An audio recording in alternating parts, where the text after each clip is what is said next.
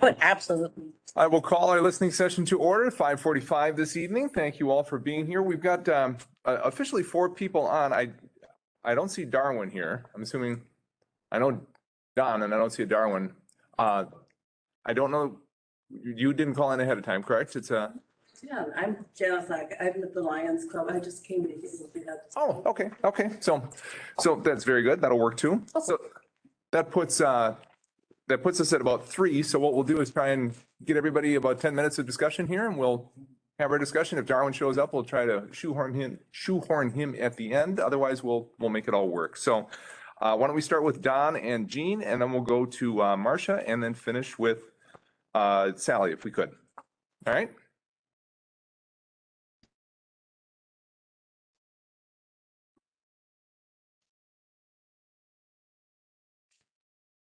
Well, good evening, council, Good evening. Welcome.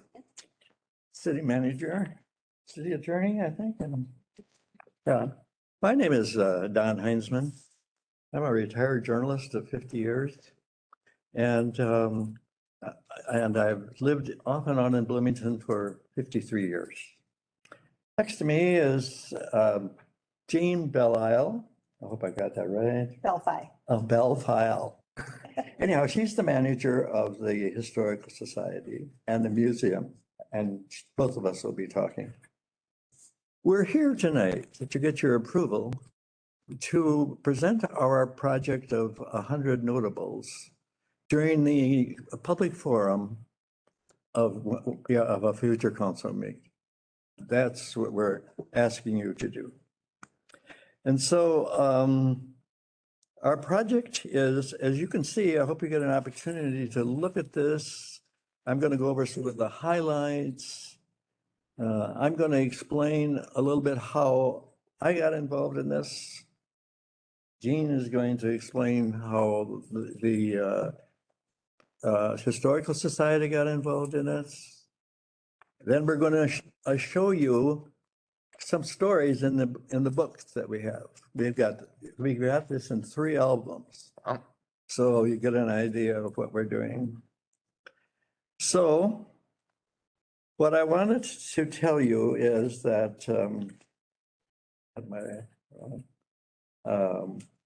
just a second. How I got to do this.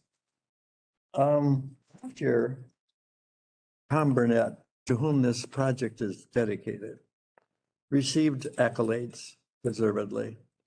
And it got me to thinking, I wonder how many people in Bloomington have done amazing things and deserve to be honored. So what I did then is I went online in 2 social online, and I asked for some nominees. And I thought, well, I'll probably get about 10 and I can write those stories because I also promised to write the stories. Lo and behold, I had 70 responses, which blew me away. So I thought, how am I ever going to do this? Well, one of the nominators was Jean. And she nominated Mary Grand Prix, illustrator artist for the Harry Potter stories. And she's from Bloomington. Mhm. And now she's going to tell you how the Historical Society got involved. Hello, Okay. council member. Good to see you. Nice to see you. They're all here. So I'm Jean Belfi. I've been working with the Bloomington Historical Society for about 8 years now, and I'm on the board of directors there. And as Don and I corresponded about this project that he was interested in, it became apparent that having short biographies of people from Bloomington, either a resident, a native, and there's a few that were not living here but had major businesses headquartered here, that they were business leaders. It would be really useful to have these things as part of our heritage in Bloomington. Also, we have a lot of scout groups that come, and one of the badge requirements that they often ask us to help them with is, who are some famous people from your community? So if we had a larger and readily available group of names to work with to show people and the scouts that was going to be really helpful to us. So Don's skills in writing and interviewing, my skills ended up being in editing and layout. And so what we came up with was some books with short biographies, photographs when we could find them. And these books will be housed and displayed, these albums will be at the Bloomington Historical Society. They'll be living documents. We can always add, we can always edit and redo the page for someone. And so it'll be ongoing. And people can come and see them anytime we are during open hours or by appointment. This also led me to, after being inspired by Tom Burnett's in the 20th anniversary of 9/11, is what other Bloomington residents gave their lives for our country. And so on my own, kind of as a side project, I did biographies on the 14 servicemen who were killed in Vietnam. And then I'll expand that to do Civil War, World War I, World War II eventually when I. Yeah, our timeline was 1960. And that was because that's when, When Bloomington became a city, we had to, yeah, otherwise we'd go back to. It would be the project that never ended. yeah, and it could be, they're mostly Bloomington residents, but there are several who are not.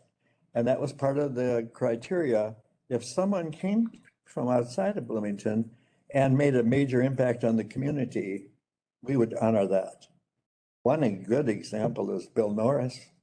He brought control data to Bloomington. 60,000 jobs at one time in the city.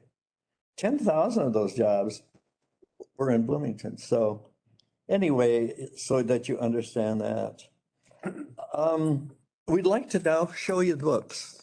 Okay. Just so you get an idea, and you had an idea how to hold them up, didn't you? I guess so. So Start up. because we had the Met Stadium and the Met Sports Center, sports was huge here, and we have a lot, there was a lot of professional athletes. In fact, that's how I got a hold of Don, is because everybody that was being nominated was a white male professional athlete. And I'm like, not happening. Okay? Not happening. So Hockey. I made sure that there was some diversity in the people that were, so there were enough athletes to have their own book. So we have, this one's on Tony Oliva. And, We normally don't have 2 pages. yeah, but he's. But he's a Hall of Famer. It's kind of. Needless to say. There's a few of them that are 2 big double pages. What else have you got? Yeah, I would like to show you, the one that I selected to show you is Arnie Johnson. One more. That is, he's founded the BAA, the Bloomington Athletic Association, which exists organizationally very well today. And the thing that impressed me about Arnie Johnson is that he took the position that if there's any kid who wanted to play could play, no matter what your abilities were. So, and then after that, That you win. That was you. Absolutely. and then later he founded the Born Again Jocks, for people, men, it's only men too, I think, that have, that are 55 years and older, and they're still playing. So he made a major impact on the city. So did you want to get another one? And I don't want to cut you off. We're down to a couple of minutes. So why don't you do one more? We'll ask a quick round of questions. If anybody has any questions, if we could do that, how about that? We could quit right now if you want. What you want? Any questions? Any of them you want? I will say absolutely. I mean, if you want to do a presentation in front of the city council at an open forum, we absolutely will put you on an informational item and we'll definitely get that done. I think it's a wonderful project. I think it's a great way to build community and to recognize the community. I will say you've put yourself at, your credibility is a bit in question by including my name on this list. Note of that. And I just beat you to saying that. We did. That's funny. We looked over your background and we thought, well, Understood. Understood. No, but it sounds like a fantastic project. Sounds like a lot of work has gone into it already, and would love to love to present it to the community and make sure it's part of what we're talking about within. It'll be the first official announcement. Yeah, So we're hoping that it'll be an inspiration from for our youth, that all these people that have made a positive impact on our community, and it'll be a source of community pride. And that's really our goal. Do you have a need for additional stories or? Are be you happy to soliciting take- Additional stories? Okay, just making sure that there, if there was an ask at the council. that- Right, it's a living document. It'll go on and on. It'll, might be another book like this. is there any plans to make it a digital? I have Section? draft every page, Okay, so good. we do have that. Yeah, I can see it online. We might be able to put it on our website. That'd be fabulous. That would be fabulous. Yeah, Question, Jamie? I was just going to suggest that there's an athlete listed, and I'm sucking up to somebody in the back of the room who's a proud parent that Jason Ness is like the most decorated wrestler in the history of the University of Minnesota. oh, is that right? Where are you from? Where did he graduate? University of Minnesota. Four-time national champion and Hodge Trophy winner, right, Sally? High school? A Kennedy graduate. Other Dylan also, so two Yep. brothers. What high school? Yep. Kennedy grad, right? Oh, Kennedy? Was Dylan a four-time All-American too? Dylan was a fourth. Yeah, okay. see, you know, we put it online. Oh, we had it online for a month. Mm-hmm. And then put it in the newspaper, a letter to the editor, give people the chance to nominate. And I know we missed some, but we can still put them in. Sure. Absolutely.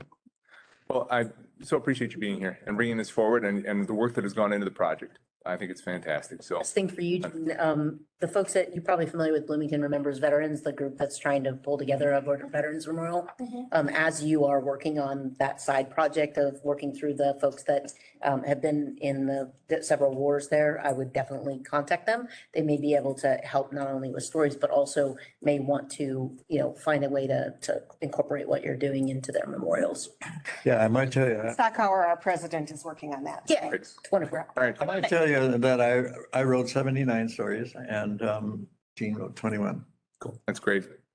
Thank you. Thanks for doing that. And thanks for coming tonight. Your time. Absolutely. Thank you. So come see them in the museum. Yeah, Do definitely. that. Marcia. Oh, thank you for listening. Absolutely. Thank you, Dan. You got it, Dom. And I will check in with the folks who just walked in. I'm the gambling manager for American Legion Post. Oh, okay. So you'll be here for our discussion, I'm sure, later tonight as we talk about Public comment. well, we don't have public comment on it, regarding the distribution of charitable gambling, that kind of thing. Is that what you're? I would like to comment at some point. I don't know if it's now or later, or haven't done it before the city council. Let me offer you this. So we've got a tighter schedule here. We're going to talk about charitable gambling tonight, really for the first time in depth with the council. Before we do anything, there will be a public hearing on all of this, and we would definitely take comment from members of the public on this. So this might not be the best time because, again, we're kind of in early stages. Even if the city council presentation tonight, it's more of a study session, more of a conversation, kind of a data information gathering kind of. Can I pass out a letter? Yes, yes, you could do that. Yep. Why don't you just, if you have a letter, you could leave it with our manager or our city attorney or Matt, and we'll definitely have that. But yeah, we'll have the conversation and then we will have public input before we make any decision on this. So, I'll catch you later. very good. Hi, good evening. Thanks, guys, for including me on the agenda. My name is Marcia LaValle, lived here for 33 years. I thought that was really long until he said how long he'd been. I guess that doesn't mean much anymore. And I want to bring forward the concern of getting fiber optic into Bloomington, all of Bloomington. So my story is that I've worked at home with the job that I have for, I don't know, it's been 14 years now. And at that time I had CenturyLink and I had to switch because I couldn't support the role that I had and the speed that I needed. So that I've been with Xfinity now for a bit. And I wanted to switch back because of all sorts of reasons. But to first say that I called CenturyLink, they sent a tech out. I told him what I do, and he said, I'm not connecting you. We don't have the speed to support it. You'll be upset and mad, and I'm just not even going to do it for you. So Marcia, can I ask what you do? I work for Line of Health. Okay, thank you. And so we got talking and he showed me a map of where fiber optics is laid in Bloomington, which is really quite interesting. But so it's like the northwest corner, 494, I believe it's France down to 90th and then all the way over. And then there's a chunk somewhere in the middle that's like 35W to Nicollet or something, doesn't include the high school and things like that. So it's kind of bizarre. And in talking, you know, like why it's not everywhere, he said, of course, cost. CenturyLink wants to know they're going to recoup their money.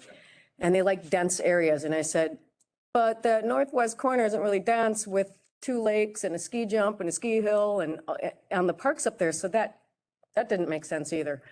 So in just kind of doing a little bit more research about that and talking with my son who lives in Ridgefield. So here now comes the cost factor and the Xfinity factor, which we all know service isn't the best. They got hooked up, no streets torn up. So obviously fiber was in Ridgefield somehow, some way, whenever. Got a call, we're going to hook you up to, you know, like 1,000 Mbps. Your rate is not changing to the tune of $52 a month. My speed is 300 at 105.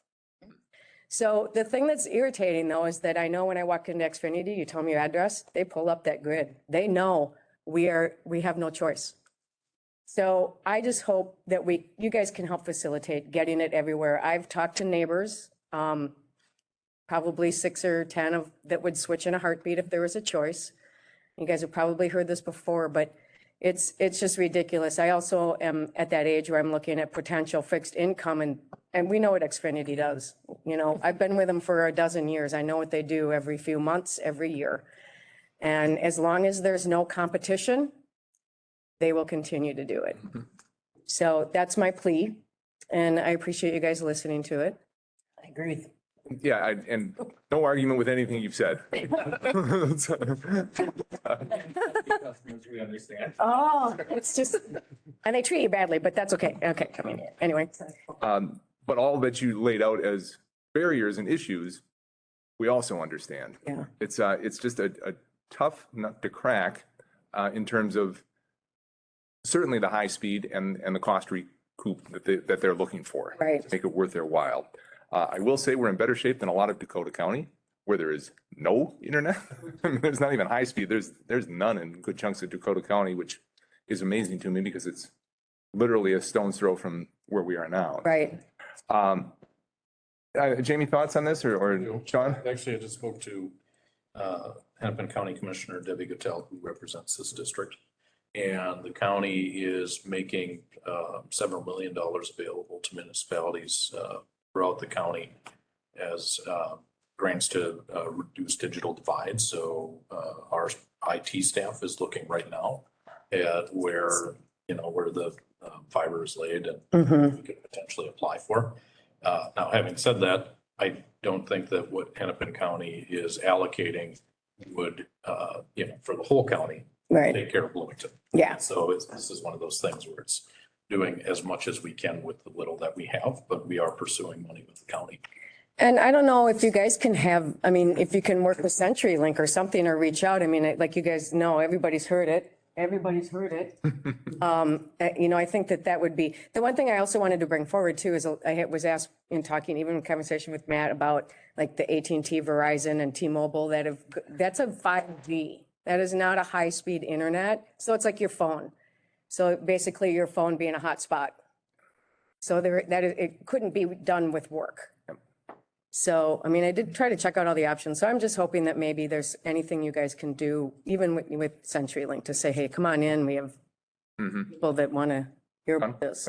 Yeah, thank you, Jim. Just one quick thing, just off the top of my head, the reason that potentially we have it in those areas is the concentration of business. Northwest Corridor has the highest or the only Class A office building complexes outside of downtown. The Nicollet to 35, I think, is a fairly business-centric area, and they can get higher revenues there. They have more demand for multiple people utilizing it, so we could leverage that. And the only reason I bring that up is I think we should work with our partners at the chamber to see if this is a priority that they could bring forward. Because if we can bring it in for those uses, then it becomes much easier to distribute to the residential uses where we're kind of one off. Right, You know, versus an office complex that has thousands of employees. And, right. you know, in that area, you're gonna have Toros and Donaldsons and, you know, all of that. And then, Yeah. you know, that's from a business standpoint on their end, that I'd bring fiber in there first because you got. It's just briefly, because the other interesting thing, we had the conversation about potentially a municipally owned and operated, 2018, whenever that was. How often, let's say Best Buy is going into one of these nondescript little office buildings, knocking out all the walls and making it a giant server farm, at which point they run the fiber optics to that building. And so working with the business community to say, hey, if you're going to get it halfway into this neighborhood, maybe we can piggyback on. That's sort of what my question was. You kind of hit it off. My understanding was that that Best Buy had, you know, more links further down in the city that either we're using or that could be, I don't remember. Tapped all the into. details that I'm just curious if we could tap into that or add on to it as a Yeah, municipal no, piece. I can't remember, I think I was talking with Steve Peterson at the time, because I know that was one of his main pushes that he wanted to do. So I wonder if there's any way to tap into any of that stuff that's out there. I don't know if we owned it or if Best Buy owned it. I don't know. that's a good question too. I honestly don't know. Neither do I. But it makes sense. I mean, what has all been said here, everything is making sense, and it's just a matter of pulling it all together. Yeah, yeah. All right. All right, Thank you very much. Yeah, Thank you. thanks you guys. I appreciate the time. absolutely. Glad to be with you. Sally?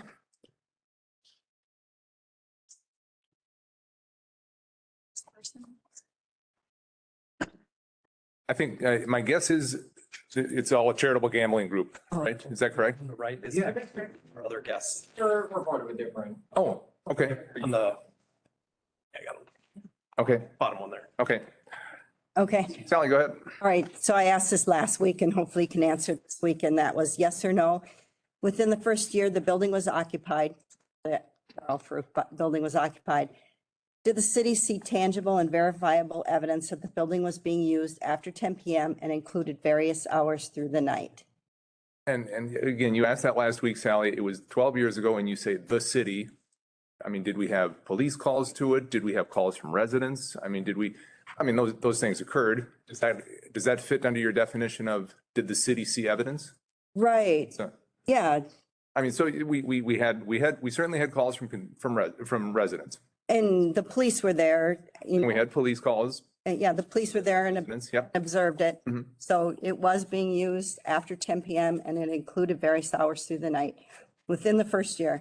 So in 2011, did the city post park signs that state City of Bloomington, park regulations, park hours, half hour before sunrise to 10 PM, and shut off the parking lot lights off at 10:30 PM?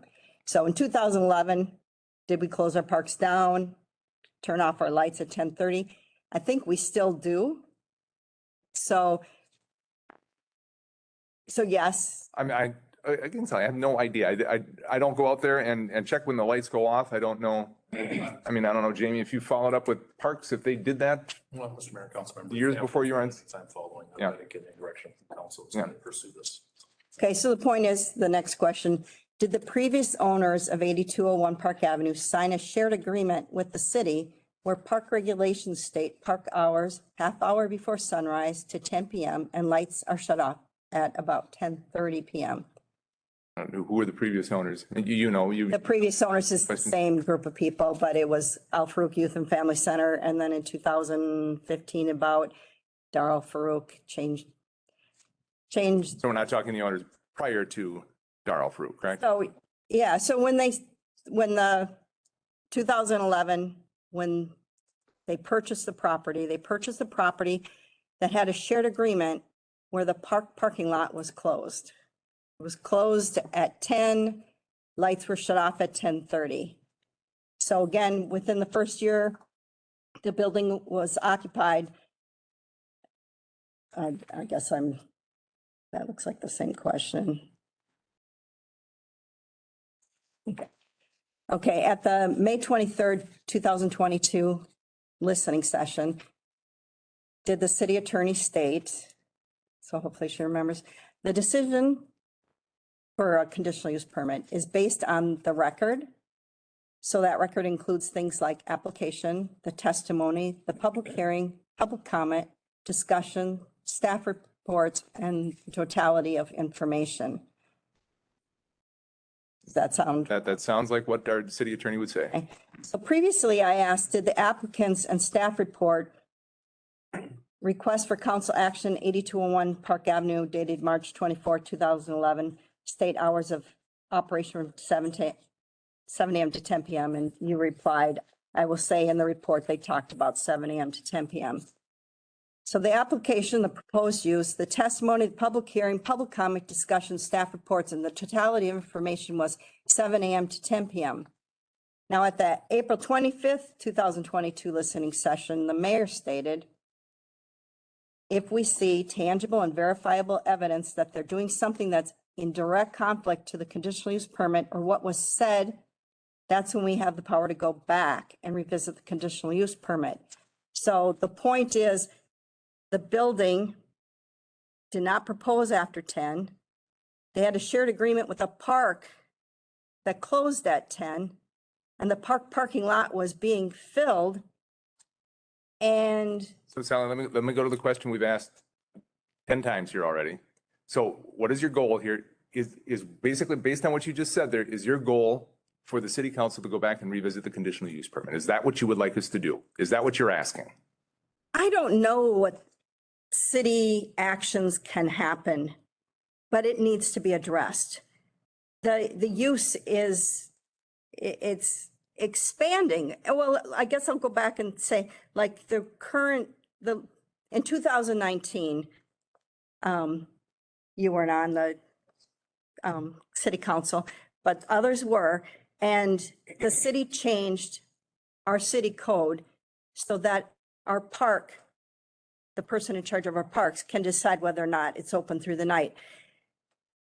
And had you guys known all this, known the background and understood the Was it a background? conditional use permit? No, in 2019, No, I know. And that decision to give that authority to the parks director was not part of this conditional use permit. if you understood this, I would have hoped you guys wouldn't have passed it. You wouldn't have approved it. The way it used to work, I'll give an example. There was a baseball game at Valley View Park that was going to be through the night. The neighbors are notified. They come in front of the council, and then everyone says, okay, how will this affect us? And neighbors have a, say, and then there's limits, and, you discuss how will traffic coming in and going, and what are they allowed to do and not allowed to do? How to keep the noise down? That doesn't happen now. The park person just says whether or not they can use it through the night. Nobody hears from the residents the negative impact. I see what you're saying. So you would like to see whether or not we go back to the conditional use permit, better interaction, better connections with the neighbors, talking about potential impacts for things like for the services during Ramadan and so on. So you would like better communication and input as to how that is all going to work. Is that what we're aiming for here? There's so much more information for me to relay to you guys. Again, I don't know what the answer is. I know that what's happening over there isn't accurate. There's one thing that I'm, to understand is, for instance, is this the place of assembly, freestanding place of assembly? I don't believe it is. Questions like that, Sally, don't get us anywhere. What I'm trying to figure out here is. How it gets us somewhere. What are you looking for here? Are you looking for? How it gets us somewhere.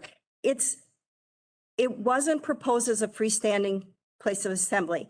And I have so much fact checking to do, but my understanding, a freestanding place of assembly has all of these limitations put on it. This was proposed similar to, some of the comments that were made during the proposal were, it's like Martin Luther Manor has a place of assembly within its complex. And there are limitations to that, to it being in the complex. And I have to go back and check, but I felt like I understood that they couldn't have something. And again, what they do at Martin Luther Manor, all of this, I'm going to cut you off now, so we've got one more speaker, but. No, it's fine. No, next week I'm going to ask you, because you'll be back next week. I'm confident of that. Yep. 2 weeks, we don't. 2 weeks. Mhm. Next time we talk, let's talk about actionable steps. What can we accomplish to try and make things better? And if it's, I mean, if it's on one end, review the conditional use permit and shut them down, or if it's on the other end, let's improve communication between what's going to happen with, you know, develop a neighborhood Alpharook council where we can talk through some of these things, something in between. But I'd look for some action steps from you. What can we do to make this better? Can we do that? Again, it's like it's shut, you know, I don't want to go longer. Somebody else has to talk. So, great, thank you. Thank you. Darwin? Yes, I'm sorry, we're bumping right up against time and I apologize. Move up here. Yeah, please move up here. And let me tell you, typically what we do, when we have an item that's on the agenda, and we're literally talking about THC for the first time tonight. Right, I know. And so, so if we can just go quick here, and it's the same thing with our charitable gambling folks, we're just getting into this. And ultimately, there's going to be a public hearing on all this, just to be clear on that. Well, I know that you guys aren't looking to ban it right now, but okay, so I'll just start. My name is Tara. I'm a resident of Bloomington. I'm a nurse. I've been a nurse for 10 years. I'm also battling stage 4 breast cancer. And I did bring documentation because I realized that I don't look like I'm as sick as I am. And my metastases are in my bones. It's not my organs, it's in my bones, which is extremely painful, like debilitating. And having these edible THC, what we can get at the local stores, has been almost life-changing for me because I don't have to schedule an appointment. I don't have to get approval from the state. I find it ridiculous that I can get almost an unlimited supply of opioids without anybody batting an eye. But to get THC, which is much better for you, it's non-physically addictive. And the hoops I have to go through as a stage 4 breast cancer, and it has THC can treat numerous afflictions. And I'm just hoping that you can keep the sales going while you decide, how are we going to tax it? Who's going to be able to sell it? That's when I just keep the sales open because it has been, because I can buy it. It's less than a mile for me to go to get them.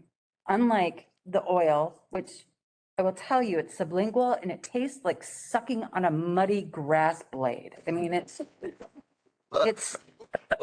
the edibles are much more, yes, it's a better way to get the THC. And it's, like I said, it's non-physically addictive. And I find it absurd that we have almost a liquor store in every corner. And so I just view THC as a less destructive chemical, and that there are so many different ways to use it, and which I will then. But let me, if I. Oh, yeah, go ahead. We are over time. We do need to get downstairs. We got to start at 6:30. But like I said, let me tell you, we're having this first conversation tonight.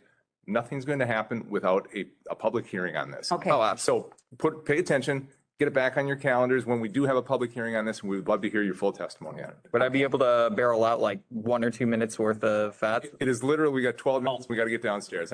Okay. I apologize. Share that. Yes. When you come close, so that just. Under and then. And Tara, Send us an email too, Okay. and that goes into the public record as well. Okay, perfect. And I hate to do that. and I wish you the best. I know. Yeah, I mean, That journey goes. I take an oral chemo. I'm on my second oral chemo now. So there are some, I mean, it's, once you're stage 4, there's no cure. Yeah. But I'm already 3 years past what I was supposed to live. So I'm kind of just enjoying the time. God bless you. Thank you for coming in. Thank you Thank you guys for attending. Charitable gambling, folks, same deal. We're not doing anything without a public hearing, and we'd love to hear from you. We're starting the discussion tonight, and I gave it. good, perfect. I've got the hand up. For a motion to adjourn, I did it real fast. Oh, that's Yeah, okay. it works. Thank you so much. I adjourn, let's get downstairs. Thank you all for coming tonight. Appreciate your patience.